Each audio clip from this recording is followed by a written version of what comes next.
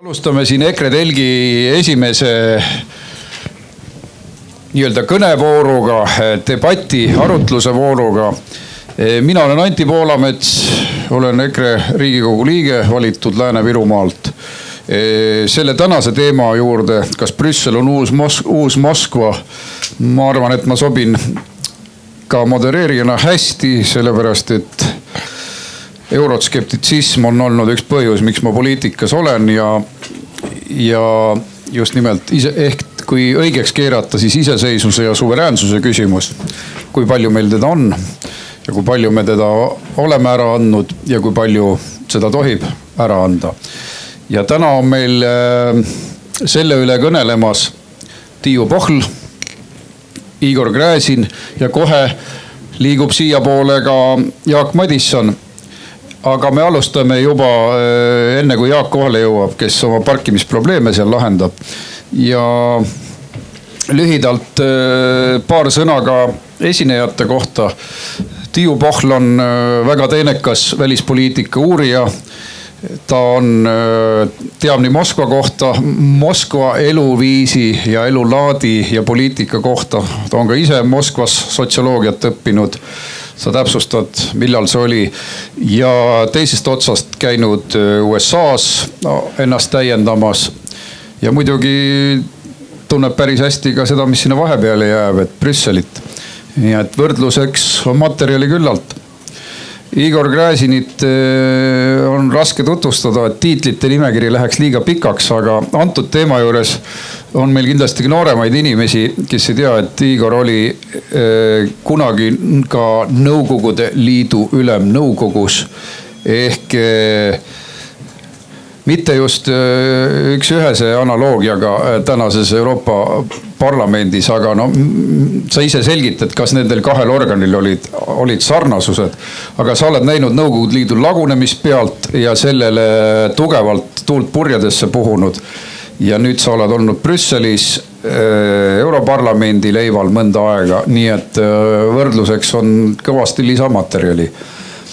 Ja sellepärast juba lehvitab Jaak ka sealt. Nii et meie meeskond on nüüd täiskomplektne. Palun võtta istet. Juba tegin, täpselt jõudsid. Jaak, meie Europarlamendi saadik, kellel on tegelikult küll teistsugune võrdlusmaterjal kui Igoril, aga tema võib julgelt võrrelda ka sellist asja nagu kui palju on võimu Riigikogul ja kui palju on võimu Euroopa Parlamendil ja kui palju on siis Brüsselisse seda võimu üle läinud ja kuidas sealt poolt see asi paistab. Nii et te võite ise endale veel mõne täienduse lisada oma kogemust pagasisse, kui ma küsin juba küsimuse ette. Aga ma alustaks ja läheks kohe asja juurde, et küsin natukene ka nagu oponent. Et vaadake, maailmas on palju küll unitaar, küll föderaalriike, aga üks oluline küsimus ongi see, et kui palju otsustatakse kohtade peal või kui palju seal riigis otsustavad provintsid või osariigid või liidu vabariigid või liidu riigid, kuidas nende õiged nimed ka ei oleks. Meie liberaalid räägivad, et me oleme Euroopa Liidus ka laua ääres, et me ju kõik, see ongi meie otsustus ja et kui palju me seal tegelikult otsustame ja kas teie isikliku arvamuse järgi ei ole mitte, on see võim, oleme laua ääres olevad ise otsustajad või on võim juba kolinud meist päris kaugele ja see asi on liiga kaugele läinud. Tiiu, sina ehk alustad. Jah, aitäh. Tahan paar sõna enda kohta veel öelda, et ma olen 8 aastat Moskvas elanud kokku võttes. Ma olen sotsioloogia doktor, töötanud välisministeeriumis, Lennart Meriga koos palju ringi rännanud ja olen töötanud ka Ameerika Ühendriikides, Ivy League'i ülikoolides, Cornellis, Columbia ülikoolis, Virginia sõjainstituudis ja nii edasi ja nii edasi. Ma olen nii diplomaat kui rahvusvaheliste suhete spetsialist. Ja nüüd kui tulla nüüd tagasi selle küsimuse juurde, siis tahan öelda, et minu suurem teema muidugi on Euroopa Liit ja rahvusvahelised suhted või siis Euroopa Liidu välispoliitika või Euroopa Liit maailmas, Euroopa Liit kui suur tegija või mitte suur tegija maailmas ja nii edasi. Selliseid kursuseid olen ma lugenud tudengitele mitukümmend aastat. Aga nüüd tagasi tulles konkreetse teema juurde, et valitsemisvormidest ja kui palju koha peal otsustatakse ja ei otsustata, siis tuleb kõigepealt muidugi öelda seda, et me räägime niisugustest variantidest nagu föderatsioon, konföderatsioon, unitaarriik ja veel igasugused muud valitsemisvormid selles maailmas. Nii et kui me räägime näiteks Nõukogude Liidust ja räägime siis Euroopa Liidust, siis ütleme Nõukogude Liit kuulutas ennast föderatsiooniks, ka veel Vene Föderatsioon eraldi näiteks oli liidu vabariik, nii et siin me saame igasuguseid variante. Mis puutub nüüd Euroopa Liitu, siis Euroopa Liit iseenesest on teel üsna tsentraliseeritud föderalismi suunas ja maailmas üldiselt ütleme niiviisi kuskil 3-40% riikidest ongi föderatsioonid, kusjuures nad on föderatsiooni astmed on väga erinevad, on olemas vähem tsentraliseeritud, rohkem tsentraliseeritud, mingi vahepealse versiooniga. Üks näide on teile föderatsioonist on Šveitsi konföderatsioon, kus siis on lausa pealkirjaks konstitutsioonis ongi Helveetsia konföderatsioon, tegelikult on ta föderatsioon ja kõige vähem tsentraliseeritud versiooniga, kus väga palju on oma isiklikku algatust. Tagasi tulles nüüd selle Brüsseli juurde, siis pean ma teile ütlema, et Brüssel liigub väga jõudsalt föderatsiooni suunas, mis tähendab kohapealse võimu vähenemist kindlasti absoluutselt.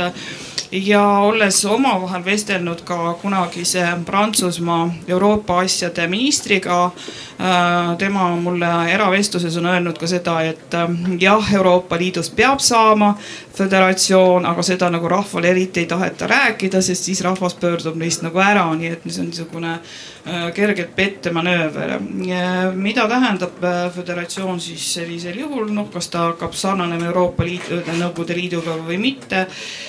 Siinkohal tahaksin öelda, et kindlasti tuleb see uutmoodi moodustis, sellepärast et ta kindlasti ei ole sui generis versioon, mis tähendab asi iseeneses.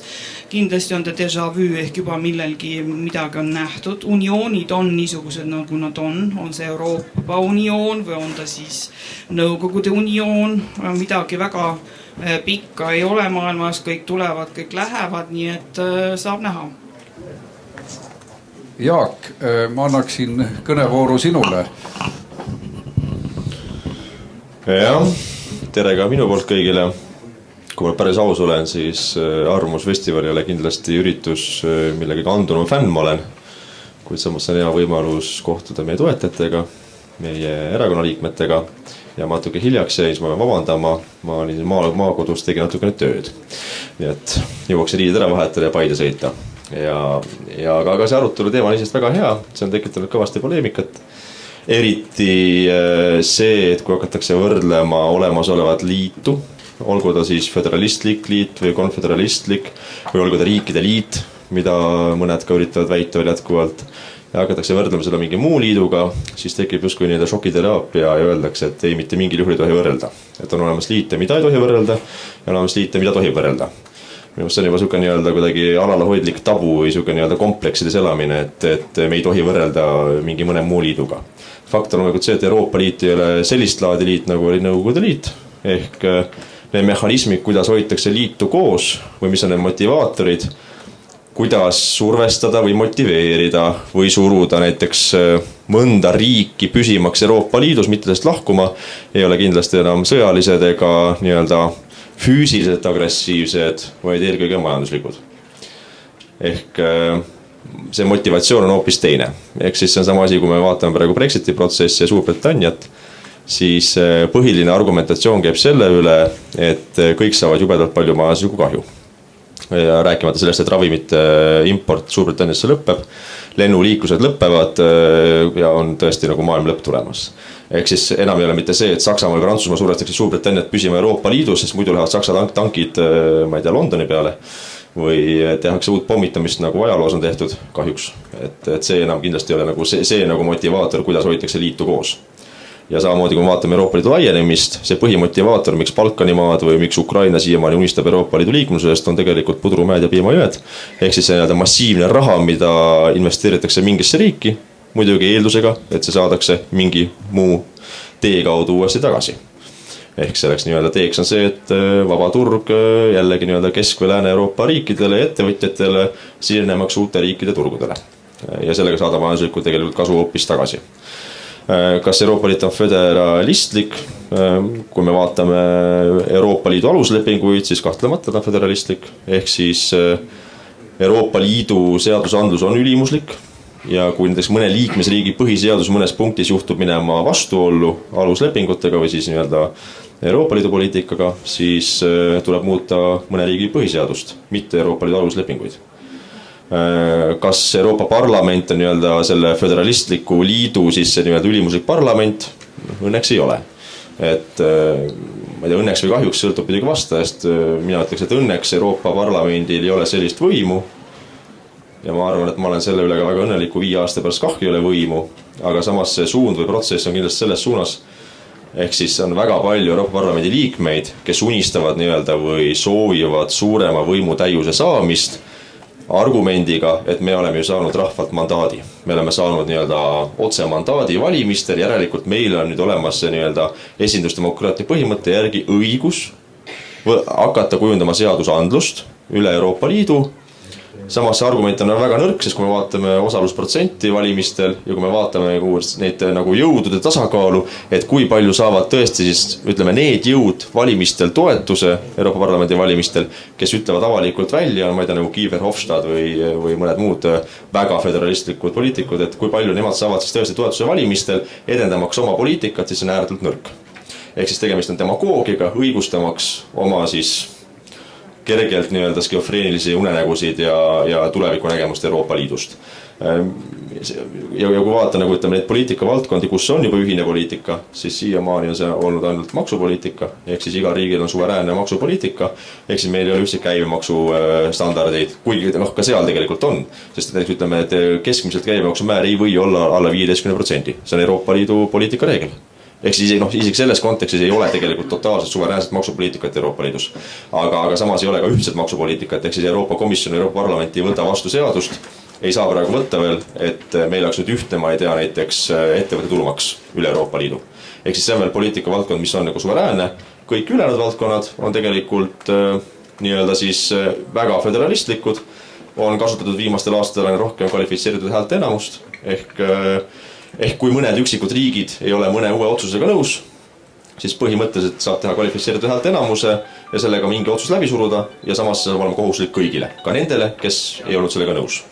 Ehk siis see on nagu minu meelest nagu väga totaalne segapunder föderalistlikust liidust, kus on säilinud osaliselt suveräänsete riikide iseseisev poliitika mõnes valdkonnas. Aga muidugi see suund on väga tugevalt selle peale, et ka need mõned üksikud valdkonnad, mis on jätkuvalt suveräänsed, et need peaksid minema nii-öelda üleliiduliseks, aga samas see tekitab lõpuks ikkagi pöördefekti, kus tegelikult lõpuks, nii nagu juhtus Suurbritannias, see nii-öelda majanduslik argument või see võimalik saadav kahju liidust lahkumisest ei kaalu üle selle nii-öelda mingi konkreetse riigi, ma ütlen, mis riik see võib olla järgmine peale Suurbritanniat, aga see ei kaalu üle seda nii-öelda rahvameelsust või seda nii-öelda poliitilist suundumust, mis nõuab suveräänsusprintsiibi nagu taastamist, isegi võttes sisse majandusliku kahju. Igor, mis olulist ütlemata jäi? Sõna üleliiduline ajab minul juba kuklakarvad püsti. Nii. Sellest, et need 2 liitu on ühesugused, on üks minu kõne, mida ma praegu kontrollisin 8 minutit pikk. Paar aastat enne seda, kui EKRE peale alles mõtlema hakati. Aga siis ma olin Eestis üksi, kes seda ütles. Väga ei sõimatud, aga väike pahandus oli. Nüüd, kui me esitame Nõukogude Liit, Euroopa Liit, mis on siis selles küsimuses nii erilist ja miks me üldse seda küsime? Kas pole ükskõik, lõppkokkuvõttes kunagi oli siin Liivimaa, siit edasi tuli Eesti piir. Kas see omab tähtsust, mis siin kunagi oli? Ja kas omab tähtsust, mis kunagi oli Nõukogude ajal? Vastus on minu arvates selline, et siin on 2 põhjust, miks me sellel teemal räägime. Esimene on siis, ütleme, ideoloogiline propagandistlik põhjus, kus me poliitikutena ja arvamusliidritena ja nii edasi, kus me lihtsalt kasutame seda analoogiat, sest see analoogia on väga ilus, põhilises õige ja inimestele arusaadav. ma arvan, et ma ei eksi, kui ma ütlen, et ütleme, veerand meist said aru, mis Jaak praegu rääkis. Sellepärast, et see oli absoluutselt tõsi, see on täielik tõsi ja see on väga tõsi, aga sellest on raske aru saada. Sellise jutuga Kroonikasse intervjuud andma ei lähe. Mitte kuskile ei lähe. Aga seda kasutavad nii Euroopa pooldajad kui Euroopa vastased. No selles mõttes, et Euroopa pooldajad muidugi ütlevad, et see analoogia on vale. Vastased ütlevad, et see on ainuõige. Aga igal juhul me oleme tähele pannud, et see on asi, millest Jaak alustas. See ongi see, sellest räägitakse. See on arusaadav, see on imelik ja see on natukene kõhe. See on esimene põhjus. Teine põhjus, miks me sellest räägime, on siis, kuidas süsteem tegelikult töötab. See on see, millest sina rääkisid alguses. Föderalistid, konföderalistid ja nii edasi. Kuidas see masin käib? Ja sellele on lihtne vastata, aga seda on raske seletada. Lihtne vastata on see, et masinal on liiv puksides sees. Ta krigiseb, vigiseb ja mitte ükski asi korralikult välja ei kuku.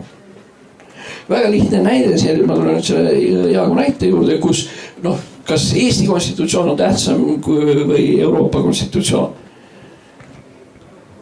Muidugi on Euroopa oma tähtsam, aga mitte sellepärast, et ta on tähtsam, vaid sellepärast, et me ise oleme lollimad.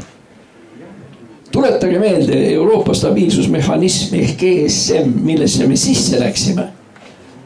Täpselt 180-kraadilises vastuolus Eesti Vabariigi tollase põhiseadusega. Mis jutuga me läksime Euroopa Liitu? Need kuulsad 3 klauslit, mis lisati sinna juurde, et me ei tohi teha midagi, mis on Eestile kahjulik ja nii edasi. No 2 raksu puhtalt. Euroopa finantsstabiilsusmehhanism ja teine on Euroopa monetaar- või rahaline mehhanism, mis on ühemõtteliselt ja selgelt Eesti Vabariigi huvide vastu.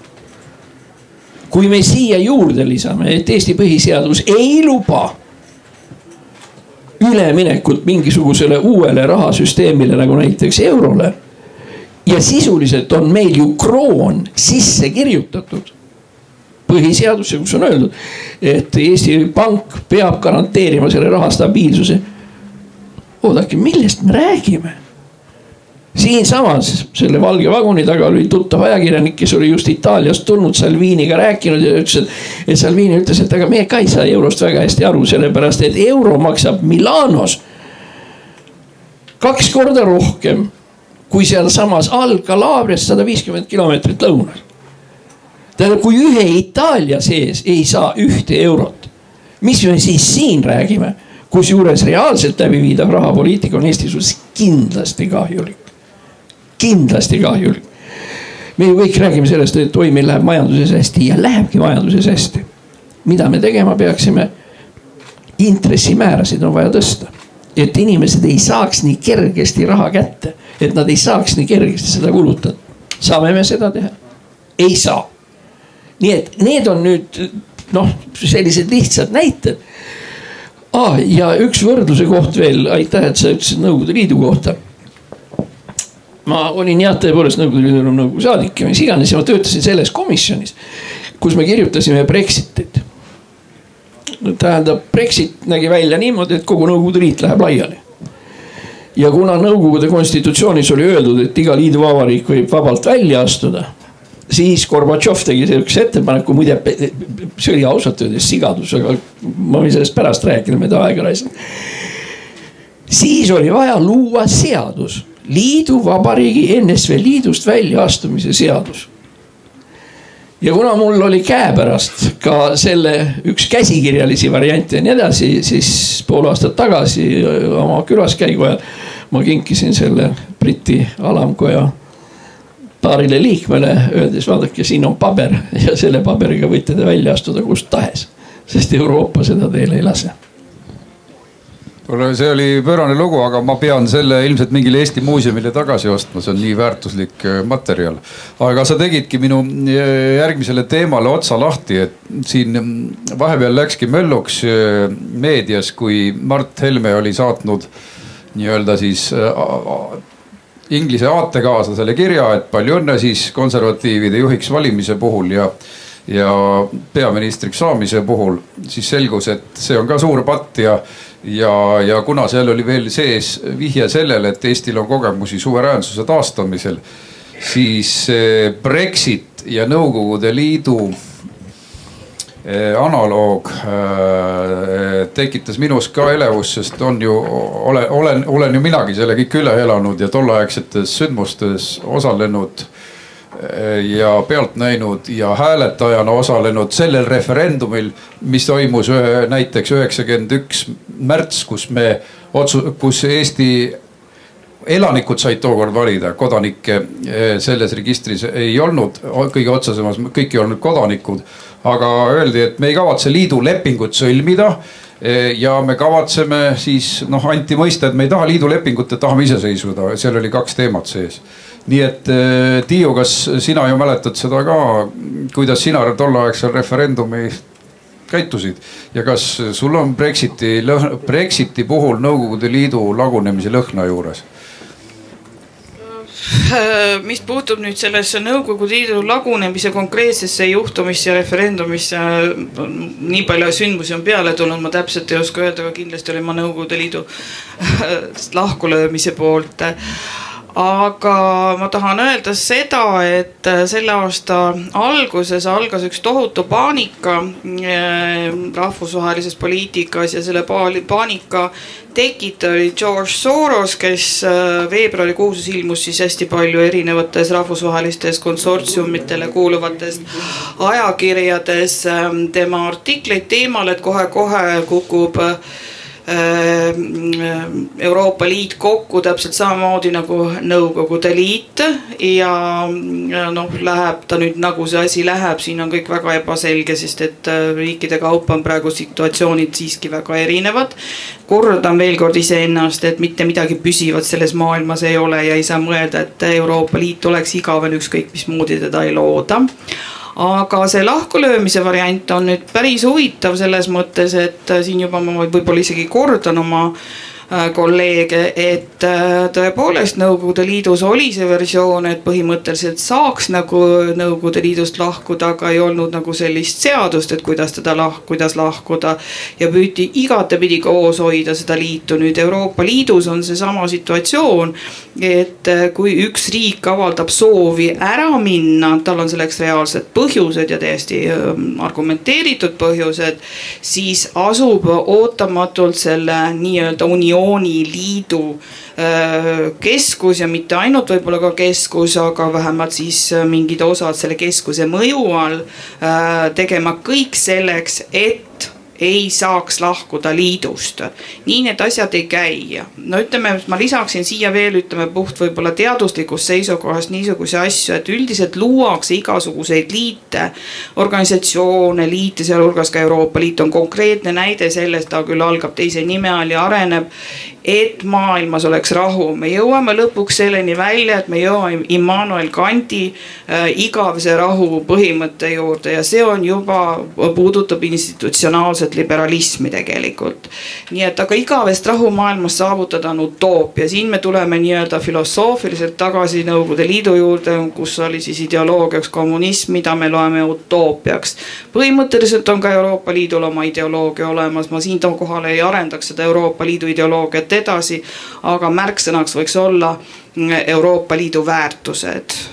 Ma ei eita Euroopa Liidu väärtusi, aga ma ütleksin, see on üks osa ideoloogiast. Jaak,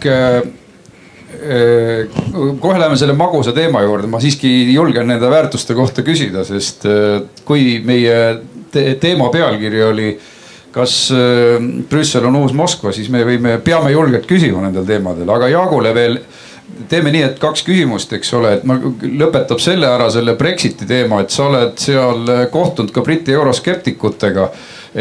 Tänapäeva Euroopa Liit võiks neid separatistideks nimetada, Briti separatistid, et milline on nende selline emotsioon selle pealt, mis Brüssel nendega teeb ja paistab, et päris tugevalt kiusab. Ja siis sa võid kohe järgmise küsimusele minu juurde minna, et kas siis on väärtusideoloogias Nõukogude Liiduga ühiseid jooni. või lausa ühiseid ideoloogiaid liikvel? Mis puudutab Suurbritannia saadikuid, siis mulle vähemalt meeldib, et nendest enamus on siis 29 saadikut on seal Brexiti parteist, Farage'i erakonnast. 4 on Briti konservatiivi, kes nad kaotsid ju meeletult oma kohti puhtalt sellepärast, et Theresa May suutis jälle selle nii-öelda Brexiti asja nagu ära käkerdada. Ja see avaldus kohe valimistel tulemustes, eks ole, mille tõttu nad saavad 4 kohta. Nii et ütleme mida tahtsid, seda said. Ja siis on mingi väike ports on ikka seal rohelisi ja liberaale, aga nendest midagi õnneks kosta pole. Aga see ülejäänud, see lõbusseltskond 29 saadikut, nendel on nagu väga vahva seal. Ja nad nagu naudivad seda nii-öelda protsessi, et nad nagu on aru saanud sellest, et ei ole mõtet ennast nagu matta kuskile nii-öelda komisjoni resolutsioonide lugemisse ja muus ettepanekud tegemisse, kuna esiteks on täiesti mõttetu. Tegemist on nii-öelda töö mängimisega ja teiseks nad ikka elavad mõttega või lootusega, et nad niikuinii lahkuvad.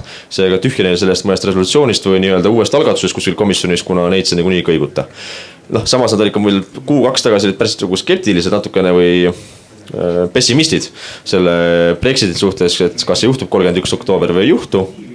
Ma arvan, et nende optimism tõusis nüüd tänu Boris Johnsonile, kuna vähemalt avalikkuses on ta julgenud kinnitada, et lahkuvad kas või leppeta, mis on ka saanud suure kriitika osaks etapikene, et kui lahkutakse ilma leppeta, mis siis küll saab. Mis ikka saab, et jumala pärast ega siis maailma 5. majandus ei kuku kokku. Et tihti on nagu ikkagi lugu selline, et Euroopa Liidul on praegu rohkem vaja lepingut kui Suurbritannial. Et Euroopa Liidul on vaja netomaksjat, kes jätkab järgmistel aastatel sissemaksetega Euroopa Liidu eelarvesse, sest et kui lepingut pole ka raha ja pole raha, on uus probleem. Et ma arvan, et on optimistid praegu, et 31. oktoober nad lahkuvad. Nii et ja siis muidugi on mõned mehed, kes hoiavad siis pöialt sellele, et näiteks Riho Terras, kes saaks asendusliikmeks siis Briti tasemel Euroopa Parlamenti. Ma isegi natuke suunan küsimust, et nimeta üks asi, mis on siis nagu euroideoloogia ja sina ei ole korralikult Nõukogude Liidust vatti saanud, et mis on sulle silma jäänud üks asi, mis võiks olla väga lähedane Nõukogude Liidu vaimsusele? Ma arvan, ma olen seda kusjuures mõned aastad tagasi öelnud ja selles kõvasti sugeda saanud siin meedias, eks ole, et siin on ka ajakirjanikke, kellele meeldib juba pealkirju panna, ma arvan, pange pealegi, et valimised on läbi, et nüüd võib kirjutada mida tahes, aga ma arvan, et nagu ma ütlesin vist, tsiteerida siis ennast mõne aasta tagusest postitusest, igat režiimi ja nii-öelda siis mingisugust riiki või ühendust annab võrrelda ja igal ühel on mingisugust võrdlusmomenti ja on alati erinevusi. Kui sa küsid, mis on võrdlus, siis kahtlemata üks võrdlus on see, et sulle on omistatud üks ainuõige ideoloogiline lähtepunkt või suund, kuhu me peame minema, ehk seda nimetatakse tänapäeva liberaalseks demokraatiaks. See on umbes selline asi, et demokraatlikud valimised on väga head sinnamaani, kui nad on meeldivad siis sellele nii-öelda establishmentile või sellele nagu peavoolule. Et nii kaua, kui see sobib, see on umbes sama asi nagu Suurbritannia, ütleme, valimised või ütleme referendum, Brexiti referendum. Loomulikult, et demokraatia on väga hea asi, aga sinnamaani, kui see tulemus on õige. Kui see tulemus on vale, näiteks see, et Briti rahvas ütleb, et me tahamegi välja minna Euroopa Liidust, siis järelikult olid tegemist parempopulistide, paremäärmuslike propaganda, mis kallutas rahvast nii-öelda lolluse suunal, nad ei teadnud, mille poolt nad hääletasid, teeme uue referendumi. Igor, kas sa oled see on umbes sama asi, et teeneka liberaalina. No hea küll, ma toon nüüd ühe paralleeli, mis on tegelik ja tõeline, ta ei ole naljakas, aga ta on reaalselt eksisteeriv. Nõukogude Liidu, Euroopa Liidu üks fundamentaalne paralleel on nõndanimetatud kvalitatiivne planeerimine. Kui tavaliselt rahandusministeeriumid normaalsetes riikides, USA või pärast Island või keegi, kui nad planeerivad oma maksude laekumist, siis me oleme seda natuke näinud. Seda planeeritakse alati rahanduslikult ja tähendab kõigepealt ühesõnaga see input ehk sisse tulev toore tööväärtus, ja lõpuks siis nüüd see lõplik hind. Ja see toimub normaalsetes riikides, ebanormaalsetes riikides, nagu seda on Euroopa Liit või Nõukogude Liit, plaane tehti, kui te mäletate, asjades. Kommunarile öeldi, mitusada paari kingi ta peab tegema, tegurile oli öeldud, mitu kummiparte palju peab olema ja nii edasi. Sellepärast, et kaupadel puudus tegelik väärtus, puudus tegelik hind. Euroopa teeb praegu täpselt seda sama, kus juures ta ei tee kummipartidega, aga ta teeb seda veel hullemas kohas, kus tegi Nõukogude Liit. Ta on ühtlustanud oma energiapoliitika. Tähendab, kui te võtate praegu välja, läks see paber kuskile kadus ära. Ühesõnaga aastaks 2030 on määratletud täpselt, kui palju peab olema rohelist energiat, palju peab olema ülekandevõimsusi, palju seda nii edasi, nii edasi. Tegemist on riikliku plaaniga. Ja mis veel teeb Euroopa Liidu sarnaseks Nõukogude Liiduga. Õieti mitte, Euroopa Liit ei ole Nõukogude Liidu sarnane, ta on Lenini Venemaa sarnane. Sellepärast Lenin hakkas planeerima koos Gleb Kšužanovskiga, kes oli tol korral majandusminister ja Vissarjon Kuibõševiga. Nad hakkasid planeerima mida? Elektrit, elektrivõrke, sest sellega sai saavutada riiklik kontroll kogu majanduse üle, inimeste üle ja nii edasi. Selle plaani nimi on võib-olla koolist, kes minu ajal on käinud, mäletavad, see oli kuulus Lenini elektrifitseerimise plaan ehk GOELRO. Euroopa Liit alustas sealt, kus alustas Lenin. Ma loodan, et ta ei lõpeta seal. See oli nii põnev näide, mida ma ei oleks taibanud ise küll kuidagi tuua praegu. Kuigi see CO2 möll on omaette ooper, aga ja see on tegelikult see sama asi, ma oleks teda teise nurga alt käsitlenud. Aga Tiiu, kas multikulti möll ei ole mitte marksistlike juurtega ja minule kuidagi tuleb Lasnamäe ja venestamine kuidagi tuttav ette sellega seoses, et kõik peab olema internatsionaalne? Jah, tegelikult kui vaadata seda kirjandust, mida avaldatakse ja analüüsitakse, et Nõukogude Liit ja Euroopa Liit ja neid võrdlusi tuuakse välja, siis tuuakse klassikaliselt terve rida nii-öelda sarnaseid ja terve rida erinevusi ja see on muide esimene sarnasus, mis tuuakse välja, ongi see, et nad on kõik multikulturaalsed, proletaarne internatsionalism on vahetunud nüüd uute terminitega, terminoloogiaga, okei, aga see internatsionalism, ütleme siis, elab edasi. Aga kuna ma olen välisekspert, ma natuke hüppaksin siit natuke teise teema juurde, me võime pärast tagasi tulla majanduse ja intresside ja kõige muu juurde. Olles nüüd õpetanud ka mitmeid aastakümneid juba rahvusvahelises keskkonnas tudengitele, siis mul on terve rida kursused, mis ma ise üles niiviisi nad loogiliselt sean ja näiteks on mul selline ingliskeelne kursus, et great powers in the world või suurriigid või suured võimud maailmas ja nende see tavaliselt mul Euroopa Liitu ei ole. Ja siin tekibki see küsimus, et miks siis Euroopa Liitu ei ole, kus siis Euroopa Liit on.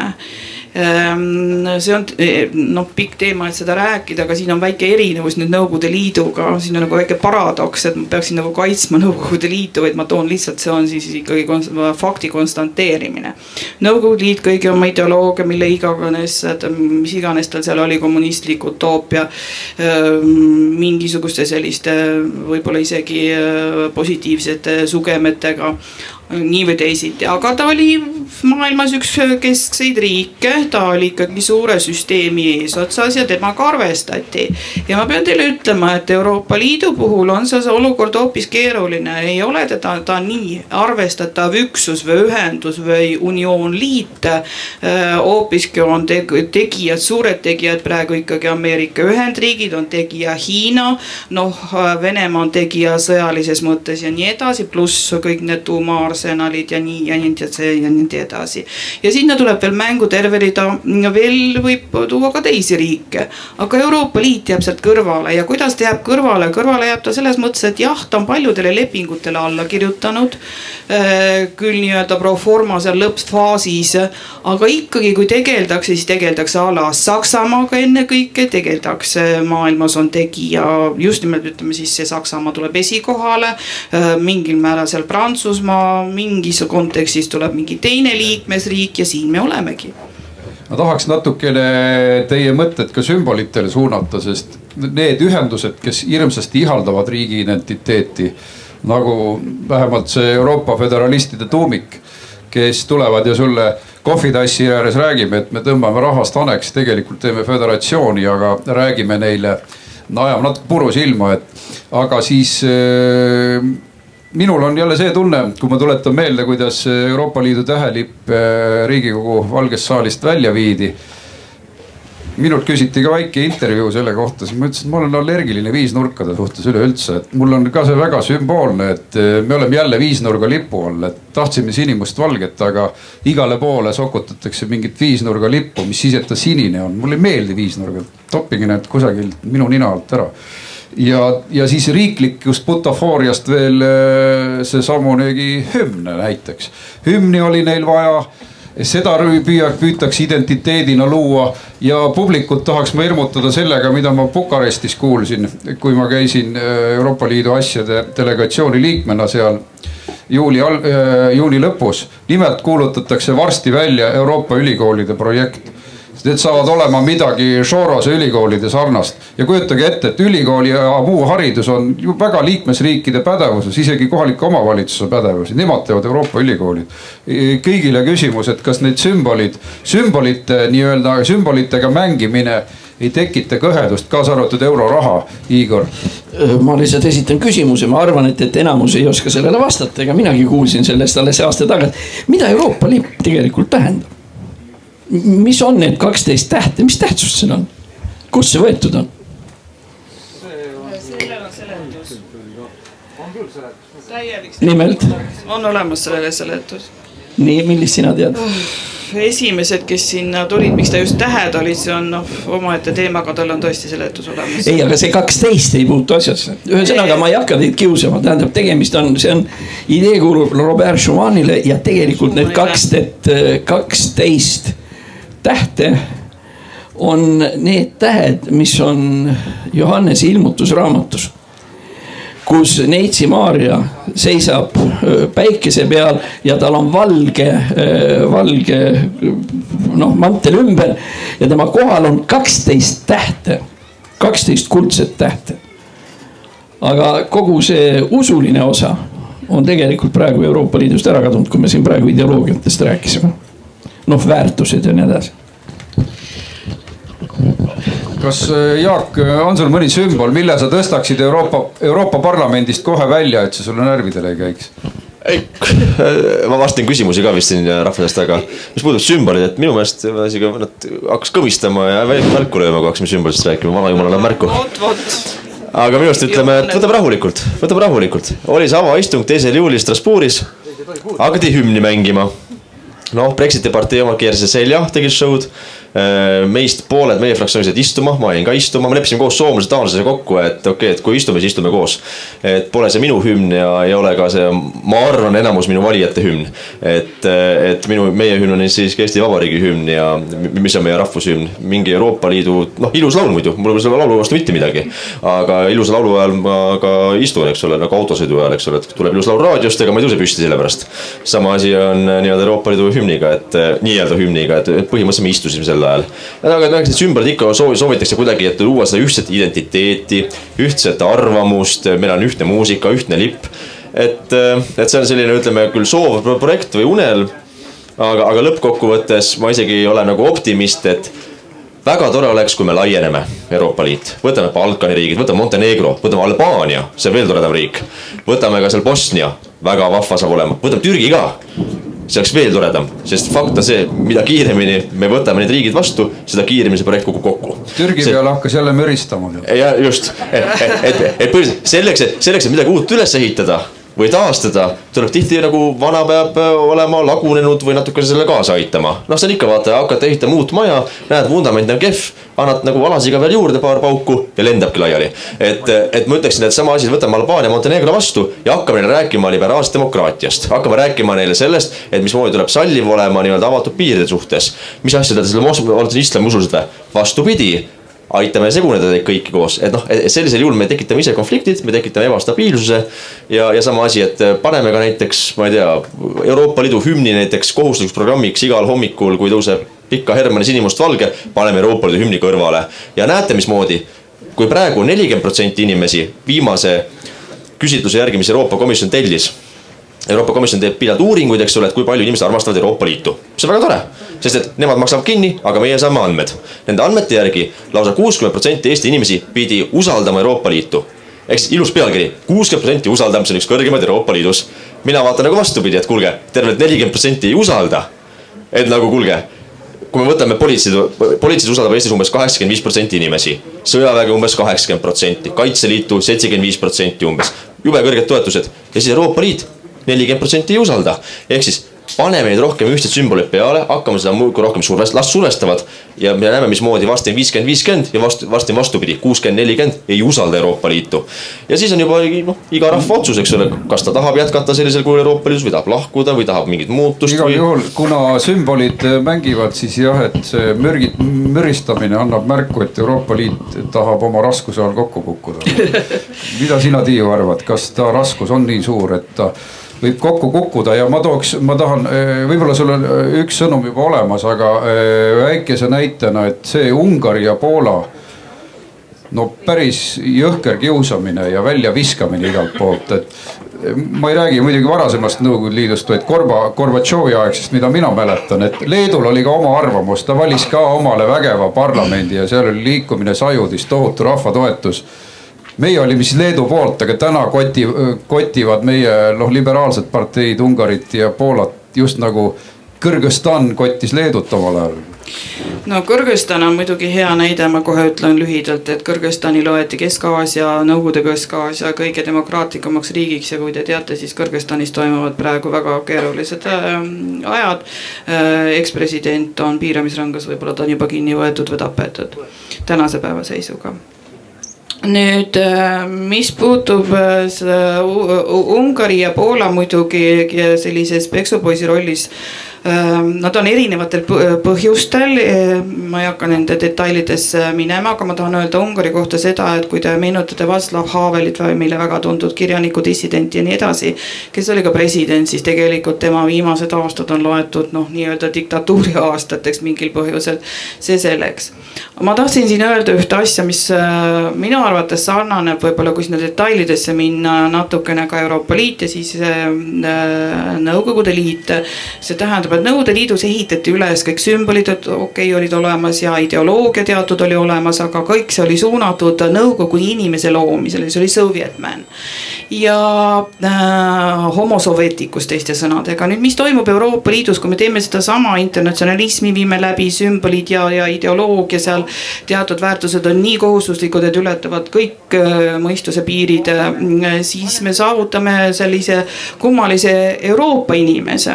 Kui enne oli Nõukogude inimene, siis nüüd meil ootamatult on kohustuslik Euroopa inimene. Aga see on ka jälle pikk teema, et siin sisse minna, aga ma tahtsin Brexiti suhtes teie tähelepanu pöörata väga lühidalt ühele repliigile, see tähendab seda, et miks on toimunud Brexiti suhtes, kes tahtis lahkuda Euroopa Liidust ja on läinud nii keerulist teed pidi ja pikalt, on ta seotud peaminister kunagise või endise peaministri siis Theresa Mayga, kes enne Brexiti referendumit oli Brexiti vastu. Tähendab, inimene, kes on vastu, valitakse peaministriks ja ta peab läbirääkimisi pidama Brexiti poolt. Vot see on absurd. Hästi öeldud. Jaak, sinul oli samal teemal vist. Mulle tuli meelde paar asja, et kus siin Ungari ja Poola teema. Et üks asi, kas Euroopa Komisjon või Saksa, Prantsusmaa nii-öelda siis nagu sa ütlesid, kotivad Poolat ja Ungarit. Samamoodi kotivad nii-öelda mõned ajakirjanikud meeleldi Eesti valitsust, näiteks välisminister Reinsalut, kuna see tegi lihtsalt nii-öelda žesti või avalduse, et koos Ungariga vahetakse rohkem informatsiooni migratsiooni küsimustes. Siis üks tore, nime mul praegu tule meelde, aga ma ei tahagi mäletada, Delfis töötav või Päevalehes arvamustoimetuse praktikant suvel. Suur pealkiri pandud, et tema on siis nagu arvamustoimetuse praktikant lausa, välispoliitiline ekspert ja kindlasti teab väga hästi nii-öelda migratsioonipoliitika nüansse, mida vahetavad Eesti ja Ungari välisministeeriumid. Et Eesti on valinud Ungari tee, mis on täiesti kohutav nagu poliitiline signaal avalikkusele, välispoliitikas nii-öelda sõnumine Euroopa Komisjonile, et me teeme koostööd migratsioonipoliitika Ungariga. Jube lugu tõesti, mis me teeme, viskame äkki välja siis nagu Ungari või. Et siis oli teine Reformierakonna üks rahvasaadik Riigikogus, siin paar päeva tagasi postitas ühe toreda nii-öelda arvamuse, et näete, mismoodi Eesti välispoliitika on muutunud. 18. juuli oli ÜRO Peaassamblees üks resolutsioon hääletusel. Ma ei tea, mis resolutsioon see oli, ma pole jõudnud kontrollida, eile ma nägin seda teksti, et Eesti hääletas ühtemoodi Ameerika Ühendriikidega, Iisraeliga, Poolaga, Ungariga ja 5 riik oli Eesti. mingis küsimuses ja kõik ülejäänud riigid, ehk siis kõik ülejäänud Euroopa Liidu liikmesriigid, Saksamaa, Prantsusmaa ja Lääne-Euroopa hääletas teistpidi. Ja näete, mismoodi Eesti kurss on muutunud. No aga mis siis? Loomulikult.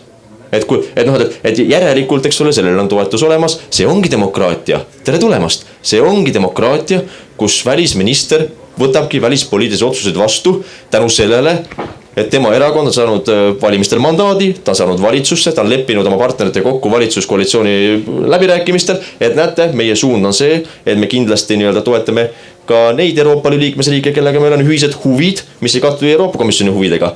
Nii et ma ütleks, et harjuge ära ja kasvage suureks, samamoodi nagu ajakirjandusega. Ja lõpp, ma tahaksin öelda, et Anti, äkki sa annad ka viimased 10 minutit küsimustele vastustele, et siin mitu inimest kätega annad värku, et. Ja me muidugi anname küsimustele ka aega. Et vahepeal viimane, kuidas öeldakse tänapäeval, säut siis palun enne küsimuste aega, palun Igor sulle. Ühesõnaga nad kutsusid mu sinna alamkotta, seal oli 30 inimest ja mind paluti rääkida, kuidas liidust välja minnakse, et kuidas tuleb seda teha. Ja ma tahaks lihtsalt kommentaarina lisana kõigele sellele, mis siin ka Brexitist kõigest räägitud on. Mida vähem pabereid, seda kiiremini sa välja saad. Ja ma katsusin seda inglaste selgeks teha nii palju, kui see vähegi võimalik oli. Ma olen näinud ühe Riigikokku kokkumist, kus juures Moskvas esmaspäeval veel Kremlis. Pühapäeva õhtul päike paistis, lapsed pargis sõitsid, linnukesed laulsid, mis iganes ja nii edasi. Nõukogude Liit tuli alles. Teisipäeva lõunaks teda enam ei olnud. Kus juures linnukesed seotsusid, lapsed mängisid ja Vassjok Trubatšov ajas puskarit nagu ennegi, sellepärast, et oli Gorbatšovi see keeluseadus ja nii edasi. Kõige nigelam variant, mis üldse saab olla, on Euroopa Liidust lahkumine mis tahes lepinguga. Tuleb tõusta püsti, öelda, tore oli, lähed uksest välja, lööd ukse tasakesi kinni ja homme ei juhtu mitte midagi halba. Ja Theresa May võib-olla kõige suurem viga oligi see, et ta püüdis midagigi seal. Nõukogude Liidu lagunemine, tuumariik, superriik, 250 miljonit elanikku, nii edasi. Säält mindi ära püsti tõustes ja tasa. Muide, see oleks Inglismaale kohutavalt kasulik, aga see on omaette teema. Parim variant oleks, hoiame pöialt, et inglaste hästi läheks. Brexit ilma igasuguse diilita. Super mõte, ma lasen sellele lõigule ingliskeelsed subtiitrid panna ja saadame su sõpradele. Aga vahepeal anname mikrofoni ja küsimuste ringiks. Küsimused kõik mikrofoni, kuna meil on ülekanne, aga kes siin on esimesena? See ära oli esimene, see oli teine, see oli kolmas. Indrek Pauts, Mardi Ökotalu, sotsioloog, filosoof. Kui meie nüüd oleksime nagu vanaema sünnipäeval ja kiidaksime kõike seda heaks, mida vanaema ütleb. Kuhu me jõuaksime Euroopa Liiduga? Kuhu meid see niinimetatud peavool kannaks?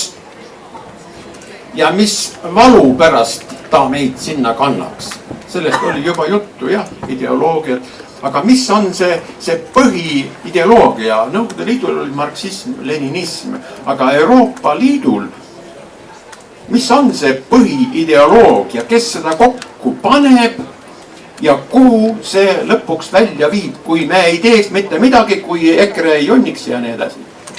1980. aastate lõpus, kui ei olnud Euroopa Liitu, oli Euroopa ühendus, otsustasid siis tol ajal seal Euroopa ühenduses olnud inimesed, akadeemikud, ajaloolased kokku panda ühise Euroopa ajaloo õpiku, mis oleks kehtinud kõikidele Euroopa ühenduse liikmetele ja nad käisid ükskord koos selle idee mõttes, teine kord nad tulid kokku, said aru, et nad hakkavad kaklema, sest naaber oli ajaloost naabrile vaenlane olnud. Mis puutub minu vanaemasse ja sellesse sõna otseses mõttes sellisesse mõttesse, siis ma ütleksin niiviisi, et vanaema sünnipäev on jõulupäeval ja vanaema ei näinud ega ei näe ka ette Euroopa Liitu. Ikkagi ise olemist.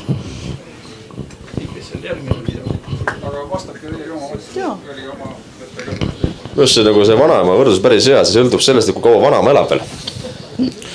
Et see on ikka vaata nagu eluring ikka selline, et tulevad noored, saavad vanaks, lähevad eest ära, tulevad jälle noored peale. Ja kõik see, mida meile vanema õpetab, võtame küll natukene omaks, aga siis teeme ikkagi niimoodi põikpäiselt oma viisi. Saame küll natukene võib-olla haiget ja teeme vigasid, aga jälle õpime. Et saada ise vanaks ja hakata õpetama oma lapsi ja lapsi, kuidas on ikka õige teha. Ja teevad samamoodi vigu.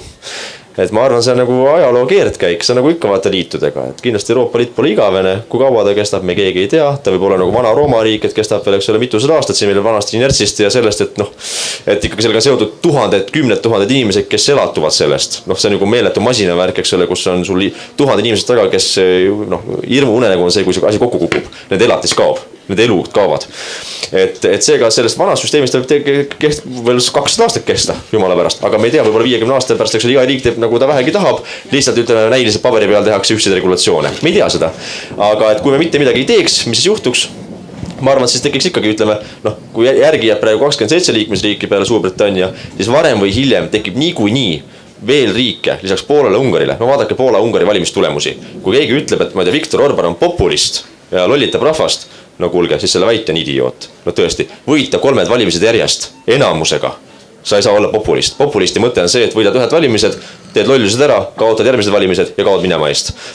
3 valimised võita, teha majandusreformid, teha nii, et majandus taastub suurest majanduskriisist.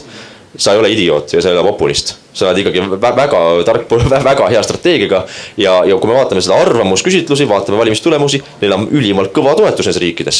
Ehk siis kui me mitte midagi siin ei teeks ja laseks asjal kulgeda niisama kuskil lainete peal, siis varem või hiljem tekib sul ikkagi mingis riikides kuskil liikumised, kas siis ütleme tõesti, ma ei tea, võivad tekkida äärmuslikumad liikumised tõesti, ajaloos oleme näinud, eks ole, kus sul ikka kruve keeratakse pidevalt peale tahtlikult, siis lõpuks tekib see nii-öelda ülepinge, kus see asi lõhki lendab. Ja mis sellest välja tuleb, mitte keegi ei tea. Seega parem on ennetada, asja nagu rahulikumalt võtta, hoogustada seda nii-öelda hoogu ja lasta nii-öelda asjal kulgeda ikkagi nii, nagu meie tahame.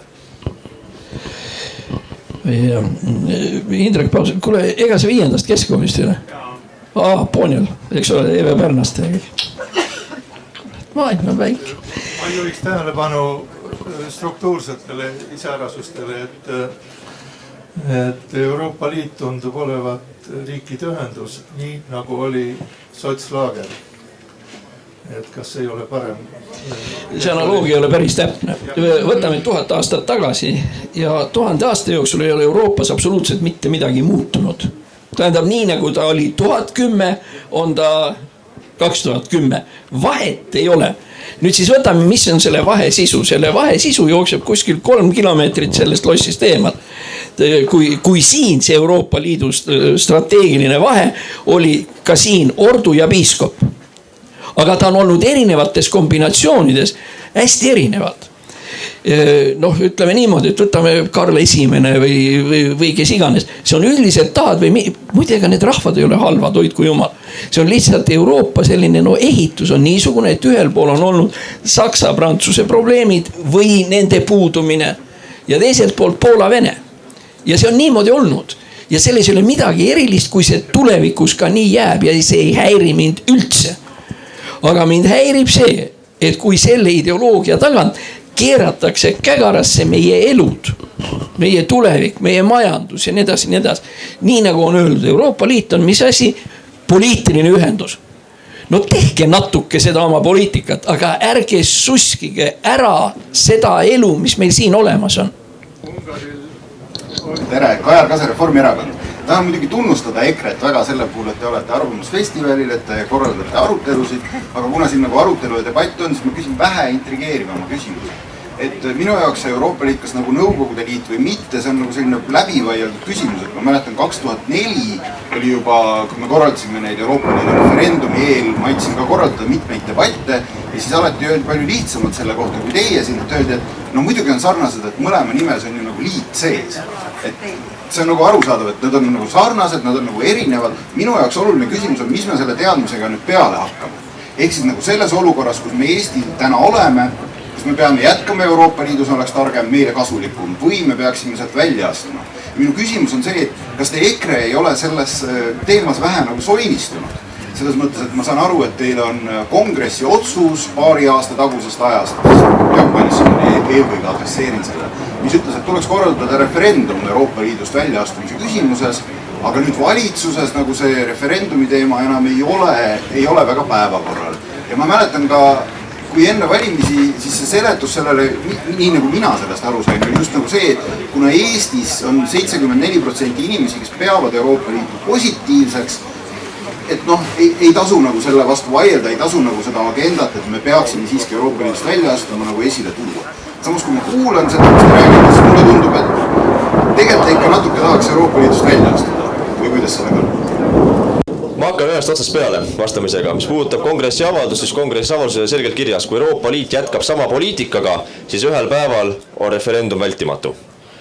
Küsimus on, et kui kaua ta jätkab, mis viisini jätkab ja millal see referendum aset leiab. Täna me võime öelda, et kui me oleme juba praegune Eesti valitsus ja EKRE selles valitsuses, mis ei ole kuidagi soinistunud, sest et minu teada Soomes koalitsioonipartnerid ei pidanud iga päev vabandama nende põlissoomlaste pärast. Täna me näeme pidevalt, kus käib meedias sükene peks ja selline tõmblemine, et appikene, mida EKRE ütles ja mida mõtles. Et seega siin soinistumist või sükest ei ole ja hoopis vastupidi. Et ma ütleksin, et kui Eesti on praegu oma välispoliitikas võtnud selgelt suuna selle peale, et me toetame Poolat, me ütleme, et teil on suveräänne õigus teha oma õigusreforme nii, nagu teie tahate. Me ütleme Ungarile, et parem vahetame infot, teeme koostööd migratsioonipoliitikas. Me oleme ka ÜRO-s nüüd hakanud hääletama ühte jalga Poola, Ungari, Ameerika Ühendriikide Iisraeliga, siis on see väga selge suunamuutus ka juba mingil määral Euroopa Liidus sees. Meil on olemas Euroopa Parlamendis vähemalt üks saadik 6, kes põhimõtteliselt tunnista Euroopa Liidu hümni meie hümnina ja istub sellel ajal. Et ma ütleksin, et see on väga totaalne suunamuutus olnud. Kuidas ta edasi läheb? Me ei tea. 2023 on valimised. Meie praegu teeme seda tööd, et saada valimistel veel kõrgemat toetust järgmistel valimistel ja panna valitsus kokku. Et seda suunda veelgi rohkem muuta. Sellisel juhul võib-olla referendumit ei peagi tulema. Kui aga see suund jätkub samamoodi, siis me vaatame, kuidas ka meie naaberriigid käituvad. Kui Läti, Leedu, Soome ütlevad ühel päeval, nende valitsused ütlevad või mingid erakond saavad sellise toetuse rahvalt ja küsivadki inimestelt toetust mingi uue referendumi korraldamiseks, siis on see iga suveräänne õigus. Et ma põhimõtteliselt, mina olen otse demokraatia pooldaja, ma olen selle fänn ja ma ütlengi, et ei ole tabusid, ei ole neid teemasid olemas, mis teemal me ei või referendumit teha. Kui me tänast olukorda vaatame Euroopa Liidus ja vaatame seda 2004 aasta liitumist ja 2003 aasta referendumit, siis tol ajal oli põhimõtteline valetamine inimestele. Tol ajal oli põhimõtteline valetamine, kui ma praegu nüüd võtan need vanade ajale artikli ette, oli see on riikide liit, suveräänsete riikide liit, kus iga riik säilitab oma suveräänsuse. See oli valetamine. Väga tugevad kõllid tulevad, et on aeg täis, väga tugevad kõllid tulevad. Aga põhimõtteliselt ma lõpetan nagu selle mõttega, et ei pea korraldama kohe referendumit, kas astuda välja või jääda sisse. Tuleb korraldada referendumit otsuste üle, mida me võtame vastu. ESM-i küsimus väga konkreetne. Eesti Riigikohus ütles, et see läheb vastuolu Eesti põhiseadusega, aga mitte keegi paneb see rahvahääletusele. Ehk siis tuleb panna rohkem üksikküsimusi rahvahääletusele, et kujundada seda suunda nii-öelda mõistlikumas suunas, mida me tahame Euroopa Liidus. Teen veel ühe reklaamipausi, enne kui jälle hirmus kärakas käib. Vaadake, seal toimub kell 2 üks säutsukohting, kus osalen ka mina ja üks ekrekas, ja kell 5 toimub siin otsedemokraatia teemaline arutelu. Et kõik on oodatud. Kui vihma sajab, siis te olete ka siin telgi all oodatud päästma oma kuivi riideid. Ja